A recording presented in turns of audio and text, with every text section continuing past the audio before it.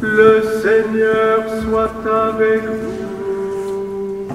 Et avec votre esprit. Évangile de Jésus-Christ selon saint Marc.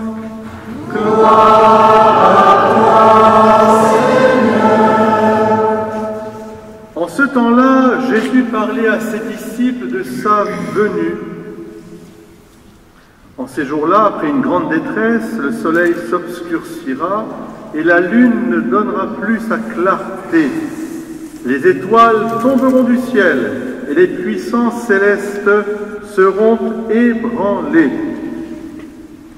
Alors on verra le Fils de l'homme venir dans les nuées avec grande puissance et avec gloire. Il enverra les anges pour rassembler les élus des quatre coins du monde, depuis l'extrémité de la terre jusqu'à l'extrémité du ciel. Laissez-vous instruire par la comparaison du figuier. Dès que ses branches deviennent tendres et que sortent les feuilles, vous savez que l'été est proche. De même, vous aussi, lorsque vous verrez arriver cela, sachez que le Fils de l'homme est proche, à votre porte. Amen, je vous le dis, cette génération ne passera pas avant que tout cela n'arrive. Le ciel et la terre passeront, mes paroles ne passeront pas. Quant à ce jour et à cette heure-là, nul ne les connaît, pas même les anges dans le ciel, et pas même le Fils, mais seulement le Père. Alléluia, Alléluia, Alléluia,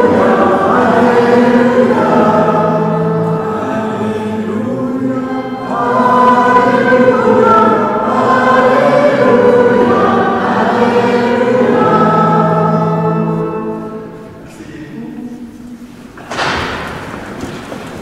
À toi, puissance et gloire, à toi, honneur et force, à toi, la majesté, ô Dieu, à jamais.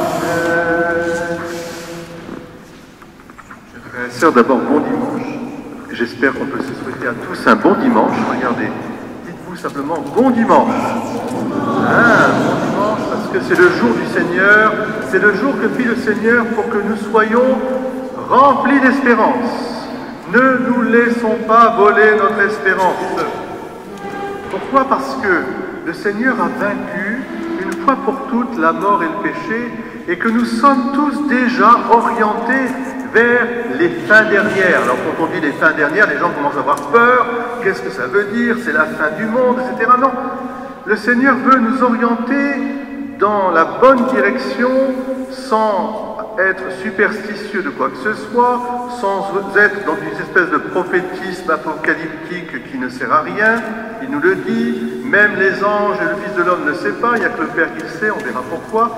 Et puis surtout, il nous donne déjà, je dirais, une joie profonde. Quand vous voyez le figuier qui porte ses fleurs, alors vous dites déjà l'été approche. Et bien de même, vous aussi, quand vous verrez ces signes-là, l'été approche. C'est-à-dire, nous sommes déjà, l'hiver est passé. Enfin, il va y rentrer maintenant, bien sûr, mais l'hiver est passé. C'est-à-dire que notre temps est déjà dans l'éternité.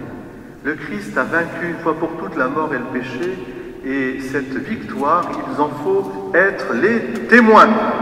Il faut être des ressuscités, c'est-à-dire porter la joie de Dieu, pas notre joie, mais la joie de Dieu, de cette terre, des extrémités de la terre aux extrémités du ciel, dit le Seigneur. Je trouve ça magnifique d'ailleurs comme expression. Qu'est-ce que c'est que les extrémités du ciel? Quand on sait maintenant les milliards de galaxies qui entourent notre monde, qu'est-ce que ça veut dire? Eh bien, partout d'un pôle du monde à l'autre, de la création, cette création est tout entière orientée vers l'éternité, bienheureuse, une transformation profonde. Et nous sommes déjà témoins de cette transformation si nous gardons la foi, l'espérance, et pour garder la foi et l'espérance, il faut la vivre dans la charité, c'est-à-dire en nous portant les uns les autres. Donc, le Seigneur nous dit, regardez le figuier. Le figuier, vous savez, c'est un arbre tendre et aussi rempli de bons fruits, ce qui fait que c'est un arbre merveilleux qui est symbole dans l'histoire de l'humanité comme un arbre à la fois de vie, un arbre de sagesse aussi, on va le voir aussi, et puis un arbre qui, je dirais, est dans la rédemption aussi. Alors, ma première question, c'est le figuier, vous connaissez bien le figuier. Quand est-ce que, dans la Bible, on nous parle du figuier la première fois? On va nous parler des plantes le 3e jour de la création. Mais quand est-ce qu'on va nous parler du figuier?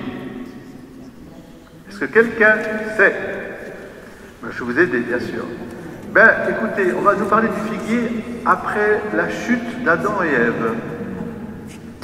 Oui, quand nos premiers parents ils sont tombés, Dieu ne les a pas laissés dans leur épreuve et il est venu leur dire qu'ils seraient bien sûr sauvés. Et Adam et Ève ont su que le Sauveur viendrait. Mais pour cela, Dieu a fait un geste tout à fait étonnant. Il est allé se servir dans le figuier, non pas des figues. Je pense que le figuier, on le verra, c'est l'arbre de la connaissance, et c'est probablement ce fruit défendu qui est imagé par le figuier. Mais qu'est-ce qu'a fait le Seigneur? Il est allé prendre des feuilles du figuier pour couvrir leur nudité. Et c'est un geste plein de compassion. Il a composé une tunique pour qu'ils puissent vraiment retrouver retrouver l'espérance. Oui, ils étaient tombés, et quelle chute, hein. Mais Dieu ne les a pas laissés dans cette chute, il les a relevés. Et le figuier en a été le symbole un peu déjà. Et puis, ensuite, cet arbre, c'est l'arbre de la sagesse. Chez les Juifs, chez nos frères et sœurs de la communauté juive que nous aimons tant, ça symbolise aussi la loi, la connaissance profonde, la loi, la Torah, vous voyez, le figuier. Et quand est-ce que Jésus en parle encore du figuier? Il en parle 2 fois dans l'Évangile. Une fois un peu bizarrement d'ailleurs, parce qu'il va voir un figuier, puis il dit, comme tu n'as pas donné de fruits, tu seras stérile. Bon, donc il y a quelque chose d'important aussi pour donner du fruit. Mais il y a un autre endroit où le figuier a une importance très très importante.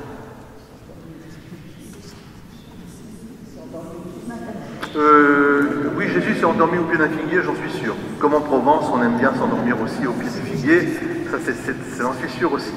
Parce que Jésus... Alors, c'est quand Philippe est allé chercher Nathanaël.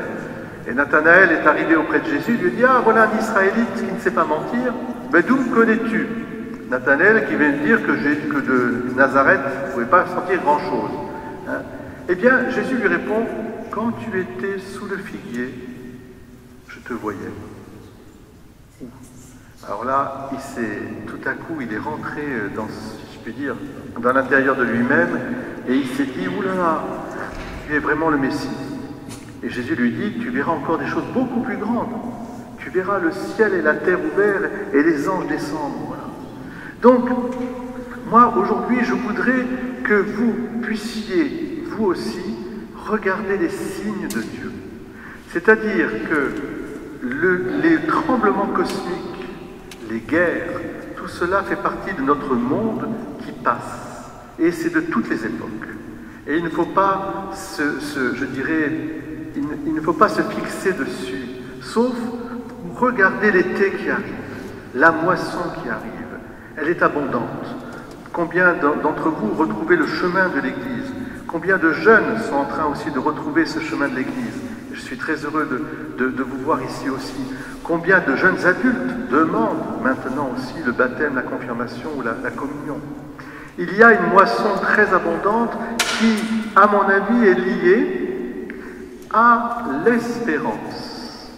C'est-à-dire que c'est à nous de porter cette espérance, d'être des veilleurs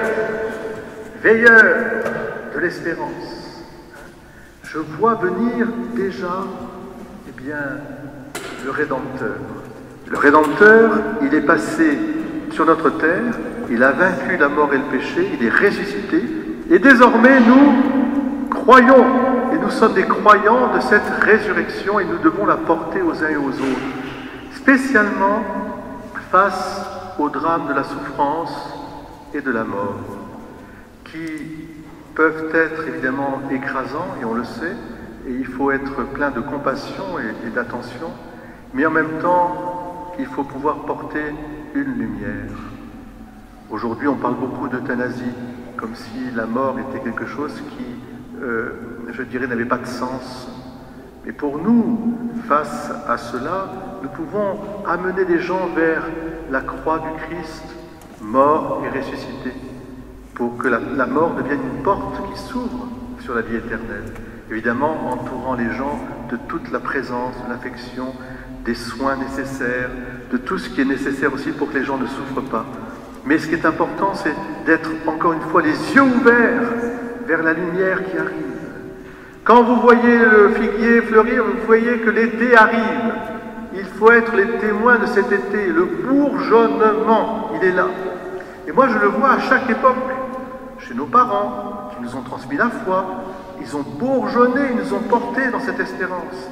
Pour vous aussi maintenant, qui transmettez la foi à vos enfants ou qui la vivez au quotidien, eh bien, c'est le bourgeonnement, vous voyez, partout il y a plein de générosité, je dirais, d'une espérance qui porte l'amour.